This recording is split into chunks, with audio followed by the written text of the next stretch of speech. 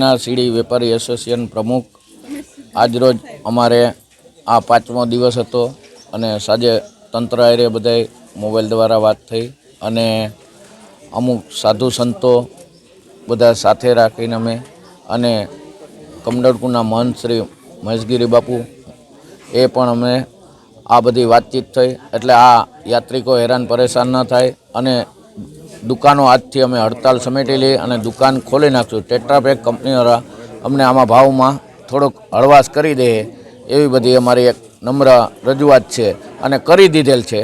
એથી અમે આ બધી હડતાલ સમેટી લઈ જેથી કરીને કે આ યાત્રિકો આવે તો એમાં પાણીનું આ તે બધું હેરાન પરેશાન ન થાય અને મેળો સૌ બધા સાથે મળીને આપણે હિન્દુ સમાજ બધા જાગીને અને આ માણી શકીએ એ માટે અમે બધા એગ્રી છીએ અને હવે હડતાલ સમેટી લઈ છીએ। આજે અમારે હડતાલને આજે 5મો દિવસ છે। કાલે અમે તંત્રની સાથે અમારી મિટિંગ હતી જેમાં અમારે પાણીને લઈને સમસ્યાનો જે એક મુદ્દો હતો એમાં અમને હળવાશ કરી આપી છે। બાકીના જે અમારા ફૂડને લઈને જે નાસ્તાને લઈને અમુક જે અમારા જે પ્રશ્ન છે એ હજી અમારા હજી એનો નિકાલ નથી આવ્યો। એને લઈને અમે એવું વિચાર્યું છે એસોસિએશને કે અમે એમાં આગળ જાશું, હજી કોર્ટ સુધી જશું, હાઈકોર્ટ સુધી જશું ને છતાં પણ એ છતાં અમને કંઈ એનું નિવારણ નહીં મળે તો અમે આગળ જશું। અમને પ્લાસ્ટિક બેન છે એની સામે વાંધો નથી પણ યાત્રાળુઓ જે આવે છે ટૂંકમાં એ હેરાન થાય છે, નાના બાળકોને કોઈ પણ નાસ્તો માટે એ હેરાન થાય છે। આની ઇફેક્ટ છે ને ટૂંકમાં આપણે જુનાગઢ ટુરિઝમ એની ઉપર પડે છે।